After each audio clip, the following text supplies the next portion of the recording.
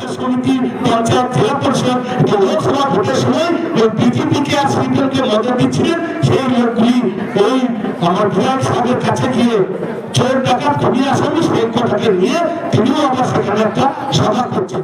ফের দলের বিধায়কের বিরুদ্ধে সরব হলেন ব্লক তৃণমূল কংগ্রেসের সভাপতি। রবিবার প্রজাতন্ত্র দিবসের অনুষ্ঠানে আউশগ্রামের বিধায়ক অভেদানন্দ থান্ডারকে নিশানা করলেন আউশগ্রাম ২ নম্বর ব্লকের তৃণমূল কংগ্রেস সভাপতি শেখ আব্দুল লালন। অনুষ্ঠান মঞ্চে তিনি বলেন, যারা লোকসভা নির্বাচনে তৃণমূলকে হারাতে বিরোধীদের মদত দিয়েছিল, এখন তাদের সঙ্গে বিধায়ক সভা করছেন। তিনি চোর খুনিদের সঙ্গে নিয়ে ঘুরছেন।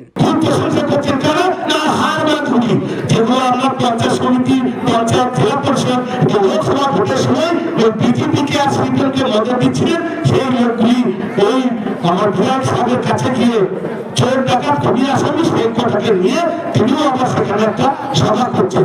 কিন্তু তাহলে এখানে কি হলো, আমার পার্টির থেকে বিধায়কের বদনাম বেশি হচ্ছে। কেন হচ্ছে যে আমি 500 লোক নিয়ে একই জায়গায় মিটিং করছি, তার পাশেই 50 ফুট ধরে বিধায়ক করছেন কটা না 20 থেকে 30টা লোক নিয়ে। তাই এখানে সম্মানটা কাজ যাচ্ছে আমারই পার্টি বিধায়ক তিনি, তাই বিধায়কের সম্মানটা ছোট হচ্ছে না। আমার 500 যদি মহিলা থাকে আর সেখানে যদি 20-30টা মানুষকে নিয়ে, সমাজ বিরোধী মানুষকে নিয়ে সেখানে মাইক বাজান, তাই কি হলো? সেই গ্রামের মানুষরা কি বলছেন, আমরা গরিবের জন্য বাচ্চাকে শীত করেছে, মা বোনকে একটু ঢাকা দিয়ে যত সারতে পারি তাদের পাশে দাঁড়ায়। আর তোমরা কি করছেন, ওখানে ডিজে বাজিয়ে ওই দলের কালমাটিতে করতে বিধায়ককে ছোট করার জন্য।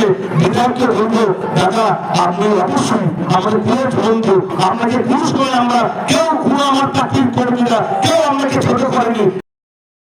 সপ্তাহখানেক আগে দলের একটি সভায় ব্লক তৃণমূল কংগ্রেসের সভাপতি শেখ আব্দুল লালন কার্যত হুঁশিয়ারি দিয়ে বলেছিলেন, 2026 সালের বিধানসভা নির্বাচনে আউশগ্রামের প্রার্থী হোক কোনো ভূমিপুত্র, কোনো বহিরাগত প্রার্থী তারা চান না। এই দাবি নিয়ে দলের নেত্রীর কাছেও আবেদন করবেন।